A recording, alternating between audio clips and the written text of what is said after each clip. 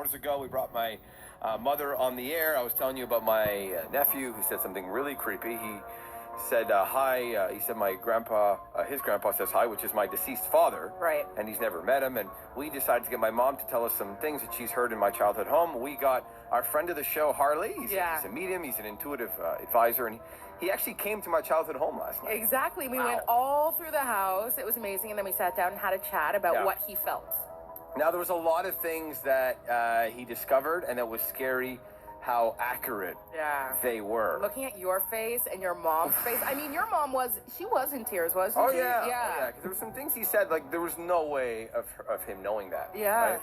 Right? One of the things that struck me is that we started talking about my late father, and he started to say something about papers, because my dad was actually really, really a disorganized person. He had papers everywhere, and this is what he told us in the seance. I see this gentleman's telling me about papers, a stack of papers, okay, and I have a feeling that you had to go through a stack of papers after he passed, and you had trouble understanding, not that he was disorganized, but he understood, okay, things, and it wasn't important if anybody else would understand it later, because he was going to live forever. He couldn't have nailed that more. My father used to say, I'm going to live forever. He literally would say that. The look on your face when he said that was unbelievable. Scary. And he was disorganized. You said it was a mess after he passed, trying to reconcile everything, right? Brutal. My mom had tears right when he said that. Yeah. Also, he was talking about another male presence. My mother went on to tell him that my grandfather, my father's father, did live with us for a while. He was unhappy. There was a lot of friction between him and my mother. Yeah. And he was dead on about that too. It was so freaky. He did say that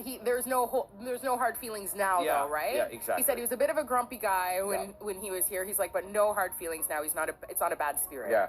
He also went on to say that there was no way of him knowing this, that him and my father was in a bad place until he met my mother, which was completely by fluke. And my mom's reaction to this was unbelievable. She couldn't believe that intuitive advisor Harley said this. Meeting you was probably the thing that changed his life the most.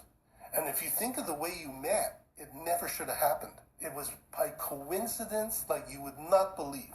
It's like somebody saying, let's go somewhere, and you say, no, I don't want to go. And at the end, they hound you so much that you go, and you meet this man, and that changes your life, and it changes his life, and you have many, many years together, unfortunately not as many as you should have had. I didn't want to go out with my friend that night. We went to a discotheque. It was the Dominic's discotheque.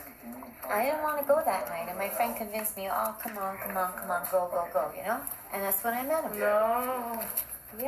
Yeah, and I thought I gave him the wrong phone number, but apparently I gave him the right one. So he nailed that. It was quite scary. Nailed it. There was also a room where, it was actually my old room. Yeah, we learned something about Cousin Vinny. Yeah, there was kind of a funny moment that happened last night. In that cupboard.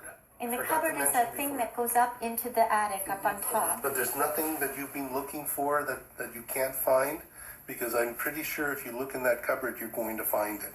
Really? Because it seems there's stuff in there that shouldn't be in there. Really? Well, I did find some condoms the other day, but that was You have to put that on.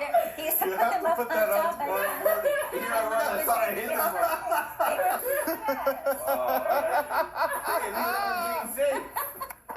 Anyway, that was a very embarrassing moment. Vinny's condoms. And they were way expired, so. Oh, God. Be careful who you bring into your home. They might discover things that could rat you out. Be more careful, Vinny. Anyway, all in all, it was an incredible experience. Yeah. He didn't have anything to clear out of the house, though, right? Because he said they were happy spirits. The spirits are there. They are good. So we really sort of want to look for somebody in Montreal who lives in a legit haunted house, who's dealing with maybe other things, and maybe it's not all positive that you're seeing and feeling around your house. We're already getting texts about this, actually. This text says, our place is haunted. The children have seen a girl in the basement, as well as a lot of paranormal activity. God.